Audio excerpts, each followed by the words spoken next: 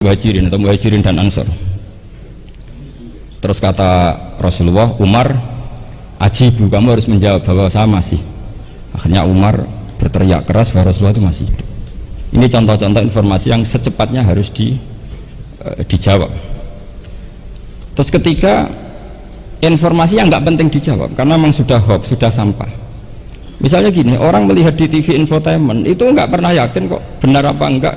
Ibu-ibu itu butuh hiburan, melupakan suaminya, utangnya, macam-macamnya.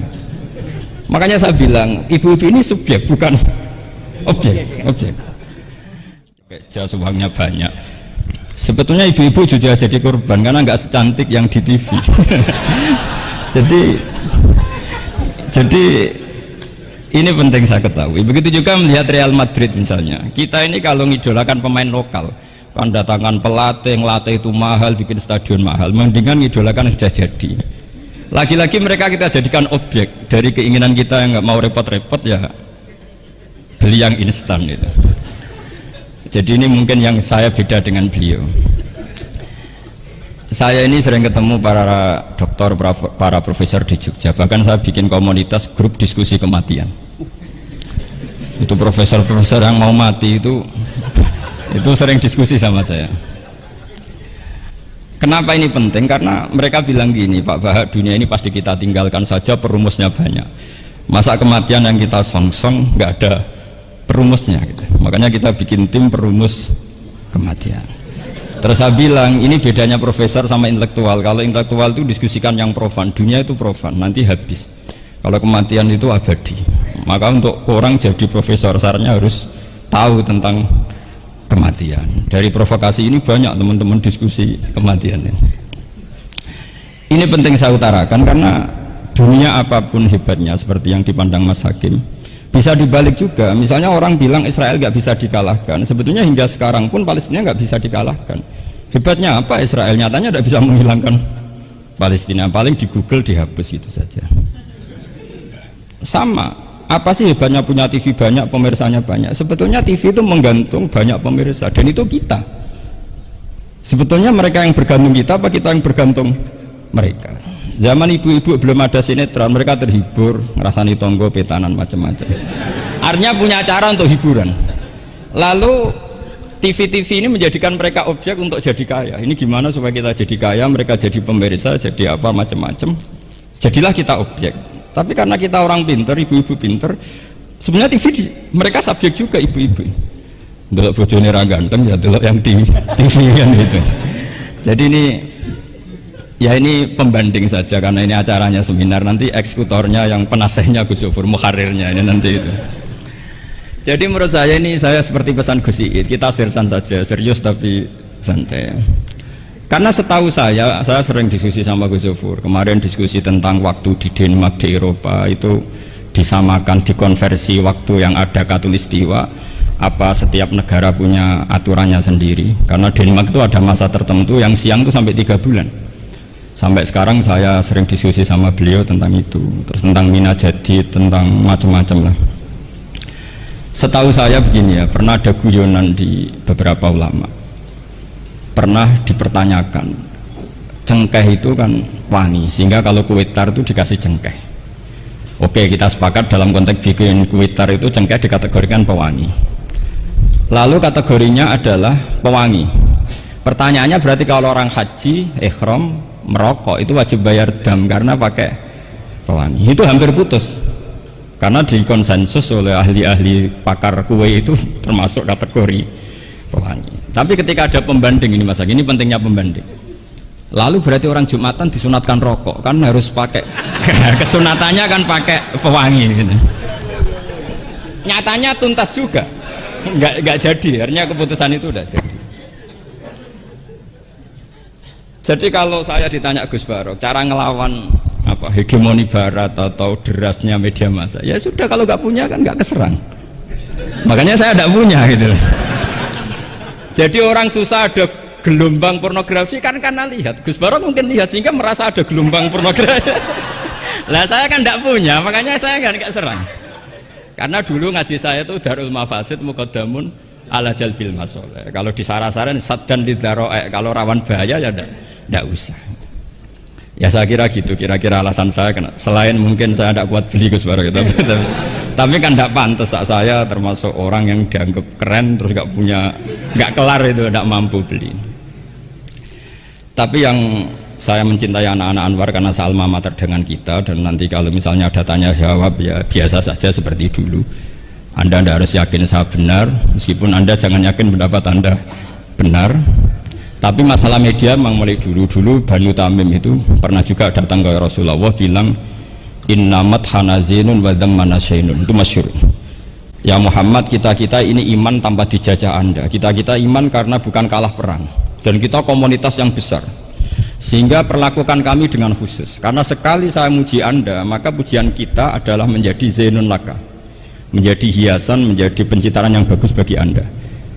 Wa inna dhammana syainun, sekali kita mengkritik kamu maka kamu dalam bahaya, syainun, maka kamu akan hina. Apa jawab Rasulullah? Enak saja Nabi jawabnya, zaka Allah, kita ini orang iman, kalau dikritik media ya tenang saja, yang penting intawah benar. Nah mungkin saya latihan di makom itu sehingga saya itu sama media biasa saja. Istri saya lihat sinetron, setahu saya gitu, bersumpek gitu, delok dunia gitu, hiburan delok sinetron. Ini sebenarnya kita subjek apa objek? Kalau menurut Mas Hakim objek, kalau saya ya kita subjek. Kalau bosan ya ganti saja. Kalau bosan ganti. Jadi kita yang memainkan mereka, bukan kita yang dimainkan mereka. Wong yang pegang remote kita. Nah, saya kira ini yang ringan-ringan saja, seperti pesan Gus Iyad tadi, sersan itu serius tapi santai. Ya biasa saja menurut saya, ini zaman nggak bisa dilawan ya. Saya juga beberapa kali ketemu menteri, ketemu pejabat ya, kita sering diskusi. Kadang-kadang mereka bilang, Gus, mbok ya usul tentang sebetulnya tata negara itu kayak apa. Saya bilang ini basa-basi, ada pakarnya, tata negara itu sudah ada pakarnya. Kalau sampean tanya tata akhirat, saya jelaskan. Ya tata akhirat itu kamu di dunia harus sujud. Dunia ini nanti profan, jabatan menteri itu profan. Kalau akhirat itu abadi. Akhirnya ngaji sama saya. Enggak bab itu tapi. Ini penting, bagaimanapun kita umatnya Nabi yang diamanati menyelamatkan umat ini sampai dunia akhirat. Kalau yang di dunia sudah ada spesialis ya kita terima, bagaimanapun orang Islam itu kalau bisa ya fit dunya hasanah. Tapi yang sudah agak-agak berKTP akhirat kayak saya jangan dipaksa. Ini penting ya, karena memang ayatnya wafil akhirati hasanah gitu. Jadi kita tidak boleh hanya bicara kompetisi antar TV macam-macam. Kalau antar program pengajian mau saya, karena itu ya saya kira demikian. Ini penting ya pembanding itu, karena saya punya cerita ya, betapa Rasulullah SAW ini sangat-sangat akademik ya. Saya punya cerita agak serius. Setelah ini selesai, saya ini terakhir Gus Bara. Suatu saat ada seorang sahabat, ini yang disetujui atau diamini oleh para ahli tafsir. Dia perang gitu atau ditugaskan ke Nabi itu. Di kitab saya sahabat itu namanya Muhallam bin Jassamah. Saya nggak tahu kalau nama itu di kitab Anda karena beda kitab namanya beda. Dulu itu kalau saya jago Tyson, kok Tyson kalah, oh di TV saya Tyson menang gitu. Tapi semenjak ada real time katanya nggak mungkin itu. Kalau Tyson menang ya menang semua. Tapi kalau kitab itu beda. Di ayat idza darabtum fi sabilillahi fatabayyanu itu. Kemudian Muhallam bin Jassamah ini membunuh satu orang. Di kitab saya namanya itu Amir bin Atbad. Setelah dibunuh, padahal orang ini setelah terdesak melafadzkan la ilaha illallah Muhammadur Rasulullah. Dalihnya ini kan tentang informasi juga ya, ini kaitannya masih informasi, saya bukan menyempal dari tema. Ditanya sama Rasulullah, kenapa kamu tetap bunuh padahal dia sudah melafadzkan la ilaha illallah? Kata dia, innama qalaha muta'awwidzan, dia melafadzkan itu karena muta'awwidzan saja, ingin berlindung dari serangan kita.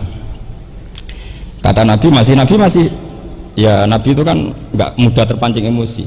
Halla syaqaqta an batnik, mbok kamu bedal ya, atau kamu bedah lah hatinya isinya kayak apa. Si Mulaham tadi masih balik loh, ya Rasulullah, lau syaqaqtu batnahu akuntu a'lamu ma fi qalbi. Kalau saya bedah apa saya terus tahu apa isi hatinya? Kata Nabi, ya kamu tetap nggak tahu meskipun kamu bedah hatinya, kamu tetap nggak tahu. Kenapa engkau nyuruh bedah ya Rasulullah? Wong akhirnya saya tetap nggak tahu. Unik jawabannya Nabi itu. Makanya kamu itu sembrono sekali, ngawur sekali kamu. Fala anta ta'lamu ma fi qalbi wala anta takbalu matakallama bi. Kamu itu orang aneh, tahu hatinya ndak akan tahu, tapi menerima omongan yang zahir juga nggak mau. Terus mau kamu apa?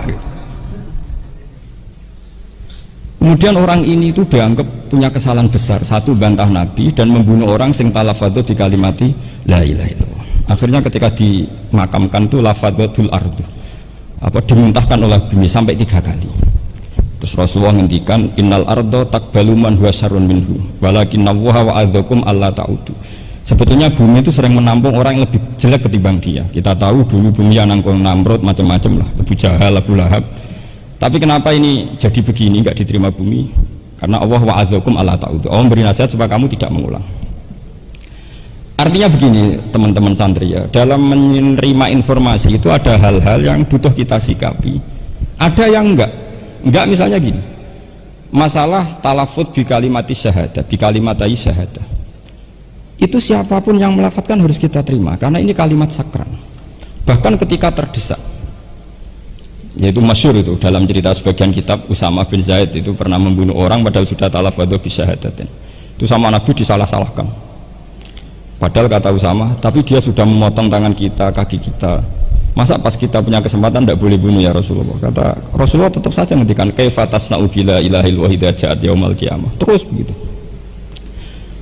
Nah ini kalau dalam ilmu tafsir atau ilmu hadis disebut kebenaran absolutisme. Sehingga ada hadis man qala la ilaha illallah dakhalal jannah wa in zana wa in saraka. Kalau di bab fikih informasi itu bisa kita terima kalau mukhbirnya itu adil, datanya valid. Tapi khusus kalimat syahadat itu tidak, wa in zana wa in saraka harus kita terima. Sehingga kita tidak pernah mengkafirkan orang fasik. Misalnya lonte ditanya Tuhan siapa, ya Allah. Rektor Al-Azhar jawabnya ya Allah. Ketua MUI ya jawabnya ya. Jangan karena misalnya copet bilang Tuhan itu Allah, terus MUI bilang wah saya tak jawab yang lain lah, nanti sama gitu. Nah, saya pernah ditanya sama dosen di Jogja, Pak Bahak, kenapa ada kata wa in zana wa in saraka? Kesannya itu Islam membolehkan zina. Terus saya bilang ini contoh absolutisme kebenaran. Jadi kalau kebenaran itu absolut, kita terima dari siapa saja. Tukang becak ngomong tambah 2 tambah 2 ya 4. Lonte bilang 4, pakar matematika 4, rektor UGM nanti ya bilang 4. Sama. La ilaha illallah itu kalimat yang absolut. Sehingga di TV misalnya, apapun TV Yahudi atau TV Nasrani, kalau programnya itu benar menerangkan kebenaran, meskipun mereka niatnya bisnis, tapi kalau kalimat itu kalimat yang benar ya mau tidak mau kita terima. Terus kedua, ada informasi yang kita sikapi dalam suasana genting. Kayak zaman perang Uhud, ada isu bahwa Rasulullah itu kutilah, dibunuh. Kemudian ini melemahkan para orang Ansor dan Muhajirin atau Muhajirin dan Ansor. Terus kata Rasulullah, Umar, ajibu, kamu harus menjawab bahwa saya masih. Akhirnya Umar berteriak keras bahwa Rasulullah itu masih hidup. Ini contoh-contoh informasi yang secepatnya harus dijawab. Terus ketiga, informasi yang nggak penting dijawab karena memang sudah hoax, sudah sampah. Misalnya gini, orang melihat di TV infotainment itu nggak pernah yakin kok benar apa enggak. Ibu-ibu itu butuh hiburan, melupakan suaminya, utangnya, macam-macamnya. Makanya saya bilang ibu-ibu ini subjek bukan objek. Jadi ini yang saya beda dengan Mas Hakim. Tentu saya punya sisi kesalahan karena saya juga nggak perlu akurat karena ini tidak bidang saya. Tapi cukup jadi pembanding karena ini menyangkut harga diri Mas Hakim. Kesannya kalau kita objek kan kita ini kayak orang bodoh yang diatur-atur gitu. Tapi kalau subjek kan keren gitu. Karena ya saya kira demikian. Assalamualaikum warahmatullahi wabarakatuh.